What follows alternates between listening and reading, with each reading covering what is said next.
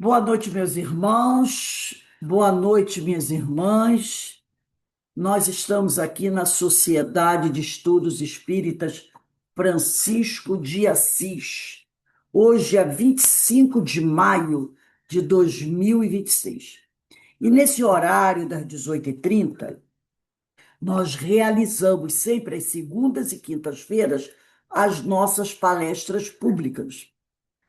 Hoje, a nossa palestra pública será baseada nesta obra, Mais Perto, de Francisco Cândido Xavier, pelo espírito de Emmanuel. E o tema é Aflitos. Quem vai fazer o nosso estudo é a nossa irmã Mônica Zuege, né? É, a... Você não está me ouvindo, não, Mônica? Vocês estão me ouvindo? Então, é o probleminha aí, Mônica, que o pessoal está me ouvindo. É, Joana, está me ouvindo? Do Cineia? Por favor, só dá um oizinho aí. Estão me ouvindo bem? Estou. Então, estão me ouvindo. É o problema no seu som, então, Mônica. Porque o pessoal aqui está me ouvindo. Estou ouvindo bem. Ah, tá legal. Tudo bem.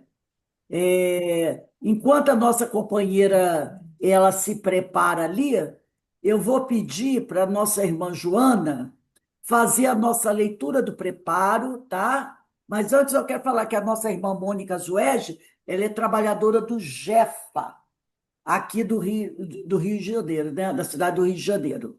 Quer dizer, aqui não, né? Porque nós estamos em Petrópolis. A maioria de vocês estão aí do Rio de Janeiro. Então, Joana, você faz, por favor, a leitura do preparo e depois a nossa prece? E aí a gente fica aguardando a nossa irmã Mônica a se acertar ali. A palavra Boa está. noite a todos. Vou fazer a leitura do livro Otimismo Todo Dia, de Lorival Lopes. A página é 139. Olhe para dentro. Siga os próprios pensamentos. Entenda-se consigo, com a sua maneira de ser e sentir, com suas esperanças, defeitos e qualidades. É você mesmo que faz a felicidade, o sucesso. Por isso, manifeste forte confiança no seu poder interno, na sua inteligência, competência e capacidade para resolver todo e qualquer problema. Ponha bem alto a bandeira do ânimo e da esperança, sem se dobrar às dificuldades. Use a força do amor, do convencimento, da tranquilidade, da humildade e saia com a vitória nas mãos. Na força íntima que Deus lhe deu está a permanente vitória. E nesse momento, vamos fazer a nossa prece. Vamos elevar nosso pensamento a Deus, nosso Pai, a Jesus Criador, a espiritualidade amiga, o mentor da casa, Francisco de Assis. Rogamos ao Pai e a Jesus que envolva todos aqueles que nessa noite estaremos participando dessa reunião doutrinária. Que a espiritualidade amiga envolva a nossa companheira Mônica, que trará o estudo desta noite, e que esse estudo possa nos auxiliar no nosso caminhar. Que as bênçãos de luz que emanarem desse ambiente possam chegar a todos os locais onde, nesse momento, haja necessidade de paz, de tranquilidade e de harmonia. Que Jesus envolva todos nós, envolva a nossa companheira que fará o estudo e, acima de tudo, que o Pai nos ampare, nos proteja e nos guarde na graça de Deus. Graças a Deus. Então vamos aqui aguardar a nossa irmã. Eu vou dar uma pausa aqui. Oi, Olha, Mônica, que bom. Tá tudo bem, tudo certinho, oi. né? Tá, Tá, eu não estava conseguindo ouvir vocês. Abriu a câmera, tudo certinho, mas eu não estava conseguindo ouvir vocês. tudo bem. Me Mônica, desculpa. não, não. Você tem até 7h20, tá? Até Tá ótimo. 19h20 para fazer as suas reflexões. Que Deus te abençoe e continue a abençoar todos nós. Tá bom, muito obrigada. Vamos então compartilhar aqui a tela com vocês. Só um minutinho.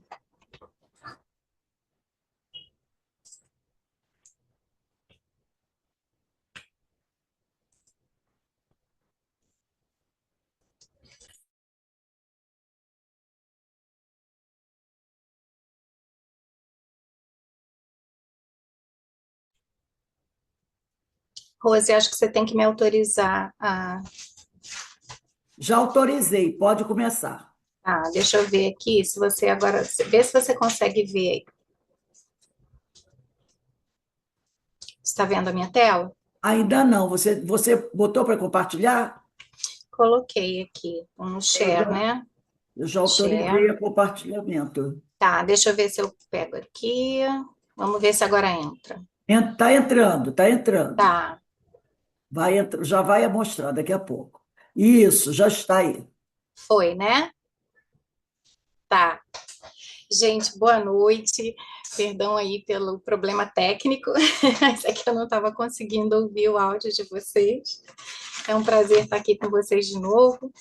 E a Rose me pediu que a gente conversasse hoje, que a gente fizesse nosso estudo hoje em cima de uma página, né, do livro intitulado Aflitos, né? Então a gente foi buscar as referências no Evangelho segundo o Espiritismo, e no capítulo 5, mais propriamente.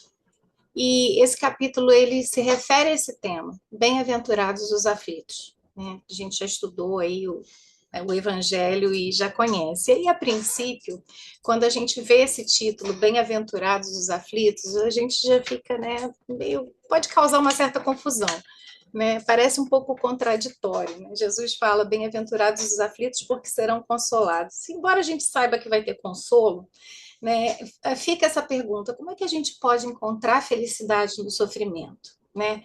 Como é que a gente encara isso? Como é que isso pode ser encarado como uma bem-aventurança? Né? Ninguém gosta de sofrer, ninguém gosta de sentir dor.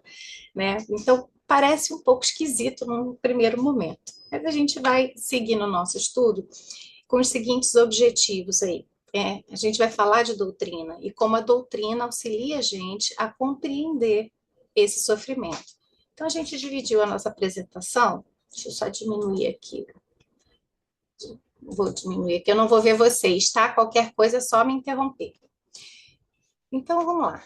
Como é que a doutrina ensina a gente a compreender o sentido das aflições, né? Quais são as causas reais desse sofrimento e qual é a importância da fé e da transformação interior, né? E a gente vai estar baseado nesses 3 tópicos para fazer o nosso estudo de hoje, tá? Então, a gente busca compreender essas coisas.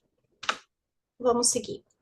Esse capítulo 5 do Evangelho segundo o Espiritismo, ele também começa com uma passagem de Mateus, capítulo 5, versículos 4 e 6, tá? Ele fala o seguinte: bem-aventurados os que choram, pois que serão consolados. Bem-aventurados os famintos e os sequiosos de justiça, pois que serão saciados. E aí, logo a seguir, vem o item 3, né, desse mesmo capítulo, onde Kardec faz uma provocação, né, nas nossas reflexões para que a gente pense a respeito do que vem a ser justiça. Né? Então, quando a gente começa a pensar em justiça, a primeira coisa que vem na nossa cabeça é como os seres humanos encaram a justiça. Vamos ver um pouquinho sobre isso. Primeiro a gente olha o lado de lá, né? Como é que seria a justiça divina? A gente tem inúmeras referências bíblicas, né? Várias passagens, mas a gente achou por bem aí destacar 2 que eu acho importante. Em Mateus 16, 27, Jesus diz o seguinte: a cada um segundo suas obras. Então, isso já é um alerta de Jesus, porque ele já diz para a gente que Deus vai dar para nós na exata medida daquilo que a gente fizer, né? Ele vai dar a gente exatamente aquilo que correspondeu aos nossos atos. E aí, nem mais, nem menos. Em uma outra passagem de Mateus também, acho que esse estudo está todo em cima aí das referências de Mateus, Jesus afirma de novo: buscai, pois, em primeiro lugar o seu reino e sua justiça, e todas essas coisas vos serão acrescentadas. Então, nessa passagem, Jesus nos orienta a alinhar as nossas escolhas, os nossos valores, os nossos relacionamentos com o caráter e com a vontade de Deus, né? É isso que ele está querendo dizer para a gente. E aí, essa justiça, do reino de Deus, ele coincide justamente com a misericórdia, com a generosidade, com a compreensão, com a bondade, com a reconciliação. Então, é por isso que ele equipara o reino de Deus ao que seria a justiça do ponto de vista divino, né? E aí a gente vai lá para a provocação de Kardec. E a gente, e nós seres humanos, como é que a gente encara a justiça? O que seria justiça para a gente? A gente vê muito, né, como a justiça é representada no nosso meio. Vocês já devem ter visto isso em algum momento também.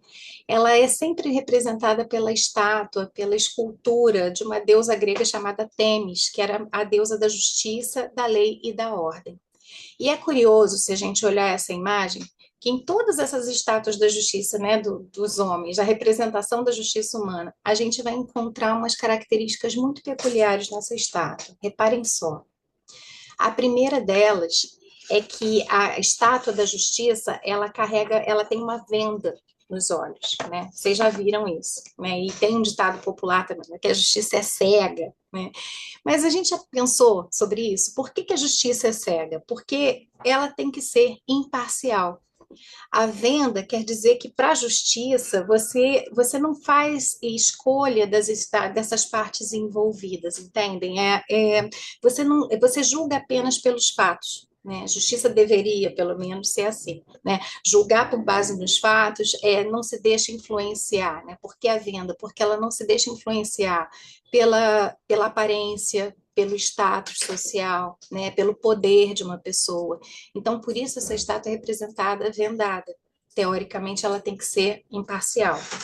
A outra característica que a gente percebe é essa balança numa das mãos da justiça. Então, a balança ela tem lá dois pratos, né? Então, o que representa a balança? É o equilíbrio. Então, toda vez que a justiça precisa tomar uma decisão, ela leva em consideração esse equilíbrio dos pratos para que ela possa tomar uma decisão justa, tá?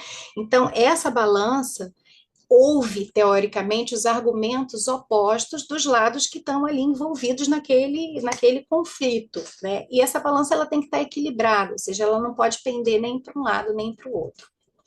A terceira coisa que a gente observa nessa representação da justiça humana é isso aqui, ó. A justiça carrega uma espada na outra mão, tá? E essa espada empunhada, ela representa a autoridade da justiça, tá? Essa autoridade é a capacidade que ela tem de impor decisões, né? A gente também escuta muito isso, que a gente precisa aplicar o rigor da lei. Então, uma simples estátua, um símbolo, ele traz muito significado.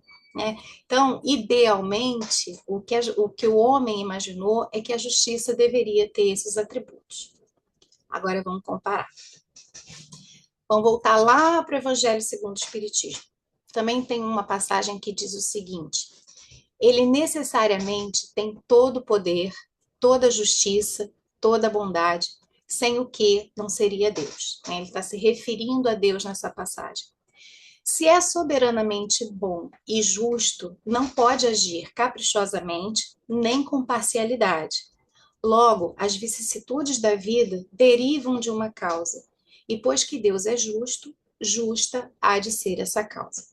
Então, vamos fazer uma comparação com o que a gente entende que seja a justiça de Deus e a justiça humana. Bom, se a gente imagina que na visão humana, né, a justiça ideal seria tudo isso que eu falei, que está representado lá naquela estátua da deusa Temis, tanto mais elevados vão ser os valores de Deus, obviamente, né? Se ele tem todos esses atributos, né, em maior escala, e a gente nem imagina isso, então Deus também vai agir da mesma forma. Se a gente olhar para o sofrimento da gente, para a justiça das nossas aflições, a gente vai perceber uma coisa, tendo por base só essa passagem aí que a gente destacou do Evangelho segundo o Espiritismo, que Deus também age de forma imparcial, que Deus também mantém o equilíbrio, né? Ele não faz na imparcialidade distinção entre seus filhos, não importa se você é rico, se você é pobre, se você se julga moralmente mais elevado do que o outro irmão, para Deus são todos iguais, né? Lembra da história da venda nos olhos. Então, ele não faz essa distinção entre os seus filhos. A questão do equilíbrio, da balança, né? Deus considera da mesma forma os fatos. Então, se eu tenho um ponto e você tem um outro ponto, esses pontos opostos nessa contenda vão ser equilibrados nesse prato, né? Então, Deus também age com esse equilíbrio. E, por último, a autoridade, né, que é representada na justiça humana e pela espada, para Deus é nada mais, nada menos do que a lei de retorno, a lei de ação e reação, né, que a gente conhece. Então, a autoridade de Deus vem da aplicação da lei em si mesma, né? Deus não tem uma espada com o sentido de punição, não é isso, né? Mas ele tem essa autoridade pela própria aplicação da lei que ele próprio estabeleceu. Então, agora a gente vai seguir e vamos tentar analisar agora qual é o significado das aflições. O que seriam essas aflições? Se perguntar, todo mundo sabe, né?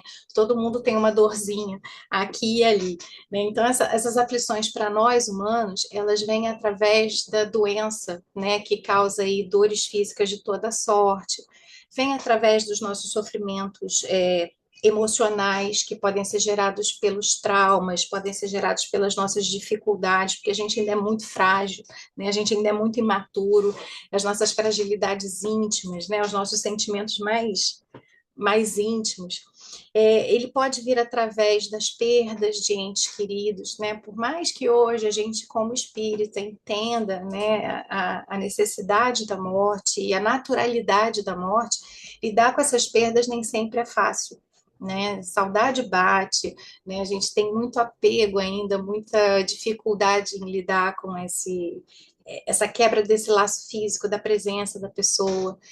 Essas dores podem vir através das decepções, das mágoas, né? Que a gente se decepciona com as pessoas, às vezes magoa, né? E aquilo dói, fica ali incomodando um tempão. Vem através dos problemas familiares que atingem todos os níveis da nossa família, né? Quem não tem um parente que ali às vezes causa algum tipo de problema ou traz algum tipo de sofrimento, isso quando não somos nós mesmos, né? As dores que advêm do trabalho também ou da ausência dele, né? Quanta gente sofre por não ter um trabalho, não ter problemas financeiros, você tem medo de não ter o suficiente para se manter. Então, todas essas são preocupações muito justas, né? E sem contar com as nossas dores morais, que vêm através principalmente aí da culpa e do remorso. Então, vamos lembrar de mais uma coisinha, né? Vamos lá. Agora não é Mateus, agora é João. A gente trouxe essa passagem de João, que ele diz que Jesus falou o seguinte: tenho-vos dito isso, para que em mim tenhais paz. No mundo tereis aflições, mas tende bom ânimo, eu venci o mundo. Então, por que essa imagem, né, que a gente traz para vocês aí do nosso planeta, sendo mostrado do espaço, né, e com essa advertência de Jesus? Porque a gente não pode esquecer que a gente vive num mundo de expiação e provas, né? Então, tudo o que acontece, a Terra é linda, né? Maravilhosa, mas apesar disso, ela tem umas características muito peculiares, né? Muito particulares, né? A gente tem as dificuldades que a gente atravessa, elas vão corresponder ao nosso estágio evolutivo. Então, é por isso que Jesus afirma, para que a gente tenha paz no mundo, a gente vai ter que passar por essas aflições. Mas ele também afirma para a gente que a gente tem plena capacidade de vencer, porque ele venceu, né? Então, se Jesus o tempo inteiro sinaliza para a gente que ele é como nós, né? Obviamente, num estágio muito mais elevado, e ele fala que ele foi capaz de ultrapassar essas dificuldades, porque nós também, como filhos de Deus, como ele não conseguiríamos fazer isso, né? Mas a gente vive essas experiências de dor, de sofrimento, porque a gente está habitando um mundo que ainda está nesse estágio de evolução. Então, esses sofrimentos, eles são inerentes, eles são particulares desse tipo de planeta, de mundo habitável, né? E aí a gente sabe que, apesar dos nossos conhecimentos atuais a respeito da doutrina, no mundo né, nessa condição evolutiva, no mundo de expiações e provas, nem sempre a gente consegue aplicar ali direitinho tudo que a gente estuda, tudo que a gente está tentando aprender, né? Eu coloquei ali, nem sempre é fácil aplicar o que aprendemos, mas a gente às vezes não aprendeu ainda. Então, é uma luta muito grande, a gente sabe disso. É muito difícil a gente vencer os nossos vícios, as nossas tendências. Então, nem sempre é fácil a gente aplicar. Isso é natural. Às vezes, essas dificuldades são tantas, os desafios são tão imensos que bate um desânimo, uma vontadezinha de desistir, né? E por vezes a gente tem a nossa paciência, a nossa fé, a nossa compreensão testadas o tempo todo, né? E a gente é posto à prova, os nossos valores morais muitas vezes são postos à prova. Então, por mais que a gente tente se espiritualizar, por mais que a gente tente seguir a doutrina, os acontecimentos no mundo, os acontecimentos ao nosso redor, a maldade humana que ainda existe, muitas vezes tudo isso distrai a gente e tira a gente do eixo do caminho, né? Então a gente se pega pensando coisas ruins, a gente se pega com raiva, a gente se pega revoltado, porque é difícil, mas a gente não pode esquecer que é um caminho, né? E isso também não justifica a gente parar de tentar, a gente tem que tentar. Vamos lá seguir para uma reflexão bastante importante, né? Antes de mais nada, a gente precisa reconhecer, compreender que sofrimento humano não é castigo divino, né? Deus não pune seus filhos. Não faz sentido isso de punição, né? Então, todo sofrimento que a gente passa não é culpa de Deus, não é culpa do diabo, não é culpa do outro. Todo sofrimento ele é gerado pela consequência dos nossos próprios atos, né? Da nossa negligência, né? Das nossas atitudes. Então, às vezes, a gente faz as coisas repetidamente erradas e aí vem o sofrimento, vem a dor, vem a doença, e aí é mais fácil culpar, né? Porque Deus quis, ou então porque o inimigo, né, estava ali presente, ou porque fulano também não ajuda, né? Então, a gente acha sempre que a culpa é de outra pessoa, né? Olhar para dentro é um buraquinho um pouquinho mais embaixo, né? Então, é bom a gente ter, antes de mais nada, essa visão, que Deus, ele não pune. A lei de Deus, ela tem um caráter estritamente educativo, tá? Não tirar esse negócio da cabeça que eu estou sendo castigado por Deus, porque isso não é verdade. Então, vamos usar a doutrina, então, para tentar compreender um pouquinho mais sobre as causas das aflições, segundo a doutrina espírita. Vamos lá.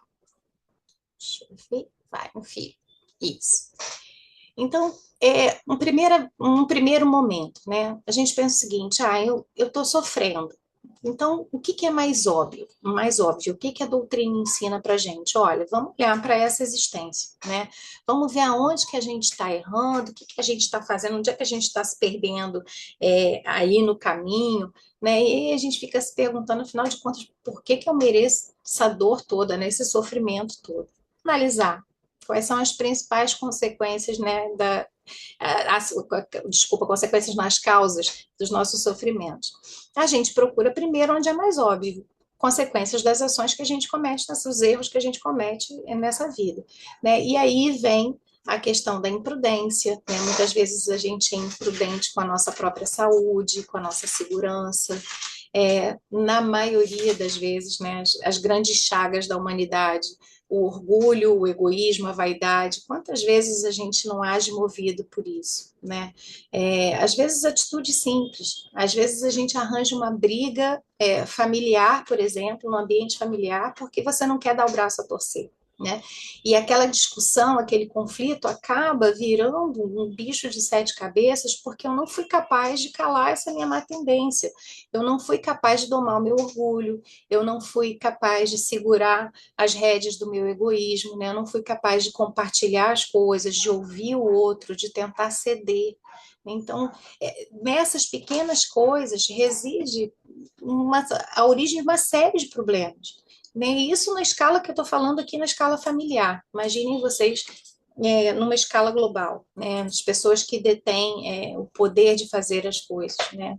Quanto desse orgulho e dessa vaidade não está por aí causando guerras, não está por aí causando sofrimento a milhares de pessoas. Então, quando a gente olha um sofrimento, a gente primeiro olha para as nossas escolhas equivocadas nessa vida, né?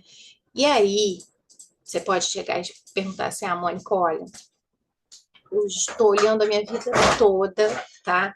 Tá certo que eu não sou nenhum anjo, mas eu estou analisando tudo isso que você falou e eu não consigo identificar o motivo do meu sofrimento nessa vida. Então, assim, olha, eu juro por Deus que eu não merecia isso.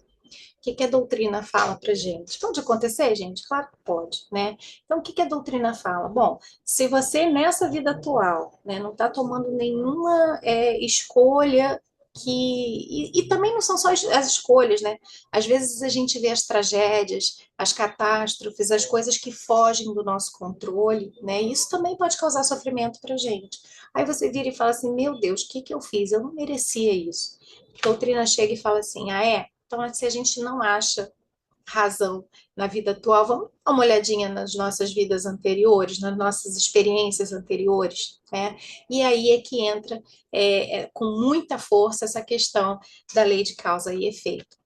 E se a gente for olhar direitinho, a gente vai perceber que muitos dos nossos sofrimentos estão lá atrás, nas nossas vidas passadas, por algo que a gente fez, tá? No fundo, se você olhar para a coluna ali da esquerda, você vai ver que essas experiências das vidas passadas vão refletir muito desses mesmos vícios que a gente não consegue se livrar, do nosso orgulho, da nossa vaidade, das nossas escolhas erradas, né? Da nossa imprudência, da nossa falta de responsabilidade com o bem-estar do outro, né? Só que são coisas que a gente não lembra conscientemente, porque a reencarnação faz com que a gente esqueça muita coisa, né? Então, só que a gente precisa, lembra da balança, em algum momento essa balança ela precisa estar equilibrada, tá? E aí é que vem a necessidade de aprendizado e de reparação. Então, não tem para onde fugir. E a doutrina é muito clara quando ela explica isso para gente. Só que também tem um outro ponto, né? Nem toda dor é expiação, né? Quando a gente fala em expiação, a maioria das pessoas pensa assim: nossa, estou pagando por alguma coisa que eu fiz de errado, né? E não é isso. A expiação você está, na verdade, expurgando coisas que são negativas dentro de você e que precisam ser corrigidas. A gente foi criado para a perfeição. A gente não pode perder isso de vista, né? Então, nem tudo isso é porque eu errei lá atrás. Não. De que outras formas essa dor, esse sofrimento podem vir? Através de uma prova, por exemplo. Né? Às vezes a gente escolhe algumas provas, ou essas provas vêm para comprovar que a gente aprendeu, que a gente pode passar de ano, que a gente pode passar de nível. Né? Às vezes a dor vem por conta dessa prova também. A dor pode vir através de uma missão, né? A gente escolheu uma missão nessa vida, mas nem toda missão é fácil, né? Que o diga Chico Xavier, né? Que missão maravilhosa que ele teve e quanto sofrimento isso trouxe para ele também. Apesar de toda a resignação, apesar de Emmanuel estar ali o tempo todo, a espiritualidade o tempo todo, a gente não pode esquecer a história do Chico. Né? Que missão gigantesca, mas de quantas coisas ele precisou abrir mão, né? Quanto sofrimento ele passou, que é da materialidade da vida. Sofrimento é da materialidade. Outra questão, a questão do aprendizado. A gente precisa aprender. Às vezes aquela dorzinha está ali te incomodando porque é uma coisa que você precisa repetir, porque você não aprendeu, você não apreendeu aquela lição. Então você precisa, de novo, passar por aquela situação até que você aprenda. E a outra que eu acho muito importante e principal no nosso caso, desenvolver humildade e fé, que são duas coisas que eu acho que a gente peca muito, né? A gente estava falando ainda há pouco a respeito de orgulho, de vaidade, do egoísmo. Então, a gente precisa dar uma baixada na bola, trabalhar um pouquinho essa nossa humildade, né? Reconhecer o nosso lugar no mundo e, acima de tudo, também aprender a ter fé. Né? Quantas pessoas durante problemas de sofrimento intenso não buscam uma religião, de todas as religiões, tá, gente? Quantas pessoas não vão ali e procuram uma igreja, que seja um templo, um centro, elas vão procurar alguma forma. E isso é uma forma da gente se conectar com Deus. Então, o sofrimento tem seus motivos. Aí eu tirei um pedacinho da página que a Rose me passou ali, desse livrinho do Mais Perto, do Emmanuel, com esse título, Aflitos, e eu achei essa passagem muito interessante. Fala o seguinte: não podemos esquecer que a aflição é um dardo espiritual que nos impele à procura. E somente aqueles que procuram a frente se transformam em construtores do progresso, seu e da coletividade. Né? Então tem essa imagenzinha aí desse bonequinho empurrando o outro, nada mais é do que a representação da dor também, dando, olha, sacode, se faz alguma coisa, né? Você precisa sair dessa zona de conforto que você se encontra. Então, eles chamam o sofrimento de dardo espiritual. Achei interessante essa analogia que eles fazem, porque é uma espécie de, ó, vai lá, tá doendo, então sai dessa zona de conforto que você tá, senão você não progride, né? Senão a gente estaciona. E aí, dentro desse mesmo livrinho, dessa mesma página, Aflitos, eles dão vários exemplos de pessoas expoentes, né, que através da dificuldade eles descobriram a cura para uma doença, ou uma forma de utilizar um recurso, e aí eu separei só um, para não ter que falar de todos, que é o caso do Thomas Edison. Né? Esse homem, ele viveu ali entre 1830 e pouco, ou 60 e pouco, eu não me lembro, bem, e ele não foi. Algumas pessoas identificam ele como inventor da lâmpada, né? Na verdade, ele não inventou a lâmpada. A grande sacada dele, ele era um empresário norte-americano, assim, muito famoso. Ele teve, eu fui ler a respeito, ele já teve mais de 1000 descobertas, assim, mais de 1000 empreendimentos, né? Cara com muitas ideias e tal. Então, a grande sacada dele foi transformar esse conhecimento em uma forma de você colocar isso em escala comercial, para que outras pessoas pudessem se beneficiar. Né? Então, ele consegue colocar essa ideia da lâmpada de forma que as pessoas consigam comprar essas lâmpadas e se beneficiar desse recurso. E ele tem uma frase muito interessante que é a seguinte: eu não falhei. Eu apenas encontrei 10.000 maneiras que não funcionam. Ou seja, isso é um exemplo de persistência. Certamente, vocês podem dizer, não, mas era um empresário, era rico e tal, mas a vida dele teve as suas dificuldades também, mostrando que esse incômodo, esse desajuste, essa sensação da gente não se sentir confortável no mundo é o que impulsiona a gente para frente. No caso desse homem, ele beneficiou milhares de pessoas com essas tentativas, essas 10.000 maneiras que não funcionam, uma funcionou. Né? E a gente se beneficia disso. Então, tem uma passagem ali nesse livro dizendo o seguinte: todas as descobertas que dilataram a alegria e a cultura do planeta, ou seja, o nosso progresso, nasceram da aflição de homens desajustados que souberam criar a renovação à custa do próprio sacrifício. Né? Então, assim, independente do que motiva uma pessoa, a gente não pode esquecer que, mesmo essas pessoas que a gente vê assim, nossa, mas é um grande empresário, tem dinheiro e tal, ela teve que fazer algum sacrifício para que a coisa andasse, né? Para que o progresso viesse para ele, né? Para ele como espírito e para a comunidade também. Então, o sacrifício está sempre presente na vida de todo mundo, o próprio Kardec também, né? Então, vamos lá. Agora a gente vai falar um pouquinho sobre a importância da gente desenvolver a fé e promover a transformação interior, que eu acho que é o grande barato, né, da nossa vida. Então, o que a doutrina já fala para a gente? Quais são os pilares, né, que a gente destacou da doutrina espírita para falar sobre isso? Primeiro, que a gente já sabe que a alma é imortal. Né, gente? Então, essa coisa da gente entender que a vida continua, mesmo depois do nosso desencarne, e que a gente vai ter outra oportunidade, a gente tem tempo, né?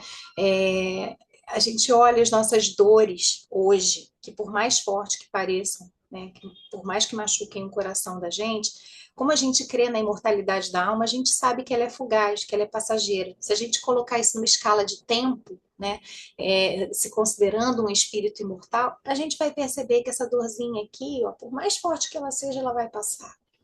O outro grande pilar da doutrina é a questão da reencarnação, que eu acho que é a maior prova que a gente tem de justiça divina, né? Às vezes a gente acha que uma determinada situação foi injusta, mas a gente entende que às vezes a gente não conseguiu a justiça para para aquela situação aqui nessa experiência, mas que fatalmente aqueles pratos da balança precisam se reequilibrar, né? Então, se não nessa, na próxima, a gente vai ter provas da justiça divina, porque Deus é justo, Deus é bom. A gente pode esquecer disso. E aí a gente lembra que a reencarnação oferece para a gente múltiplas oportunidades de começar de novo. Isso é que é o bacana, né? Entender que ela é o grande veículo do nosso progresso espiritual, né? Essas nossas experiências todas aí, com toda dor, com todo sofrimento, mas também com todas as alegrias, é isso que vai empurrar a gente para frente. E a outra grande questão, o grande pilar da doutrina que também nos ajuda bastante é a questão da fé raciocinada, né? Porque a partir do momento em que eu acredito raciocinando, a minha ligação com Deus, com a espiritualidade, ela fica muito mais consistente, né? Porque a gente compreende por que a gente está passando por determinada situação. Então, isso é bem bacana da gente ter em mente, né? Que a fé ela tá ali para ligar a gente com o alto. E ela está dentro da gente. A gente só precisa saber como ativar isso, como ativar esse equilíbrio dentro da gente. Outro destaque que a gente traz aí do Evangelho segundo o Espiritismo. Ele já, muitas vezes, vos disse que não coloca fardos pesados em ombros fracos. O fardo é proporcionado às forças, como a recompensa será a resignação e a coragem. Mais opulenta será a recompensa do que penosa a missão. Cumpre, porém, merecê-la, e é para isso que a vida se apresenta cheia de tribulações. Olha que recadinho bacana que a gente extraiu lá do Evangelho segundo o Espiritismo, né? Que Jesus já disse para a gente várias vezes que a gente tem um fardo proporcional à nossa capacidade naquele momento, às nossas forças, mas que quanto mais paciente, quanto mais resiliente a gente for, maior será a nossa recompensa.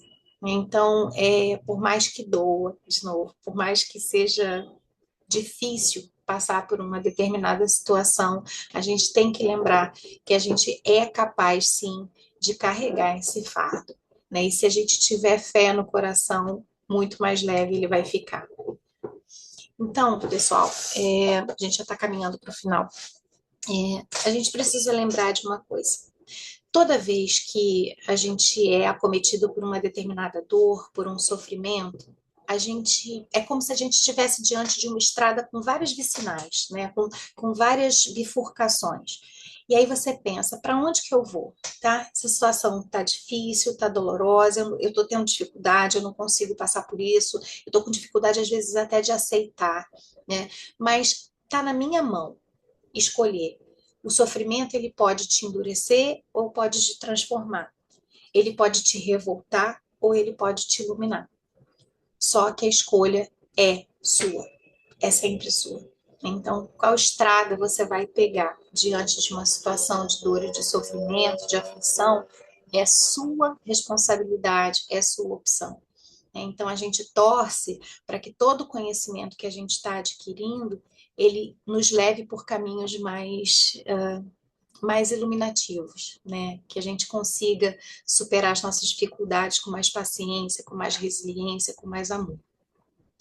E como é que a doutrina pode ajudar a gente nesse processo, né? Quais são as ferramentas que a gente tem à mão para que a gente possa passar por essas situações? A oração que ilumina, que aproxima a gente da espiritualidade, que faz essa ligação direta, né? Que dá aquela acalmada, aquele acalento do coração da gente, uma ferramenta poderosíssima. Outra, vigiar os nossos pensamentos, né? Como a gente disse lá mais à frente, às vezes é muito difícil, né? Às vezes uma situação ela é tão complicada, ou a injustiça parece tão grande, que a gente sai da linha, né? E aí a gente, mesmo que a gente não verbalize, a gente pensa, nossa, podia acontecer isso assim, assado com fulano, né? Então, a doutrina sempre fala para a gente, vigie seus pensamentos, que pensamento não é qualquer coisa, pensamento tem forma, tem cheiro, tem vibração, né? E a gente precisa ser responsável também por aquilo que a gente pensa. a gente precisa entrar de cabeça na caridade, né? E não é só aquela caridade do voluntário que distribui comida, que dá abrigo, né, que distribui coberta, não é só essa caridade, a caridade do dia a dia, no convívio com as pessoas que vivem com a gente, né, na paciência, na amorosidade, na sinceridade, na amizade, isso também é caridade, né? Paciência, muita paciência, que eu acho que de todos os nossos desafios, talvez para a grande maioria seja um calinho no sapato, né? Mas a gente tem que desenvolver essa paciência na gente. O hábito do autoconhecimento também é muito importante e, acima de tudo, a confiança que Deus, nosso Pai, não deixa a gente na mão de jeito nenhum, né? A gente precisa confiar, por mais difícil que seja uma situação, na justiça e na bondade de Deus. Ainda no livro que a Rose me deu, tem um pedaço da página, né, lá no finzinho da página, que eu achei muito bonito. Peço que vocês prestem atenção nessa imagem, que para mim ela tem uma simbologia muito, muito forte, tem tudo a ver com esse trecho da página Aflitos. Nem no céu, indiferente aos enigmas do mundo, nem na terra, esquecido das perfeições celestiais, mas sim suspenso entre os anjos e os homens, como a dizer-nos que somente algemados à cruz de nossos próprios deveres é que acharemos, depois da procura vitoriosa, o excelso caminho de nossa própria ressurreição.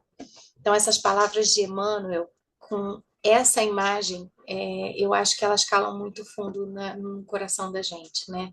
Que Jesus é uma ponte, né? Ele não está, embora ele seja, né, um espírito de escola, ele não está nem no céu, né? Nem só na terra, ele é a ponte, ele está no meio, né? E lembra para gente, através desse sacrifício maior, desse sofrimento que ele de certo não merecia, né? Tá aí a questão da dor pela missão, né? Assumir todo esse sacrifício por amor a gente, tá lembrando, olha, pega a tua cruz e segue, porque mesmo com o teu pacotinho de dor ali, é você que precisa passar por ele, né? A dificuldade, o sofrimento é nosso. É nossa responsabilidade e a gente tem que encarar isso, né? Assim como Jesus assumiu essa missão maravilhosa para deixar tanto ensinamento para a gente também tem que pegar a nossa cruz amarradinha nas costas aí e ir com ela até o final. E para finalizar, deixar uma mensagem aí final para vocês, né? Com essa imagem tão bonita de Jesus convidando a gente, né? Abrindo os braços para a gente, que a gente sempre lembre que toda dor ela passa, que nenhuma lágrima ela é ignorada por Deus e que sempre, sempre, sempre existe a oportunidade do recomeço. Então é isso que eu tinha para falar para o nosso estudo de hoje. Muito obrigado, minha amiga, por esse lindo estudo, né? E essa mensagem, né? Toda dor passa, tudo passa. Maria de Nazaré tinha dito, né? Tudo passa, isso passa também. Também. Obrigado, minha amiga, que Deus te abençoe e que possamos sempre contar com a sua presença aqui na nossa casa, nos auxiliando a compreender um pouco melhor essas passagens tão bonitas que os amigos espirituais nos trazem para nos alertar, para nos consolar, para nos confortar, tá bom? Então, leve o nosso Obrigada a você. abraço aos companheiros do Jefa e Manda um que abraço, sim. todos nós prossigamos em frente, tá bom? Deus quiser. Bem, meus irmãos, nós vamos encerrando aqui o nosso estudo da noite de hoje. Muito agradecidos mais uma vez a Mônica por estar conosco, agradecido a todos vocês pela presença. E nós vamos pedir à nossa irmã Dulcineia para fazer a nossa prece de agradecimento. Dulcineia, por favor, minha amiga.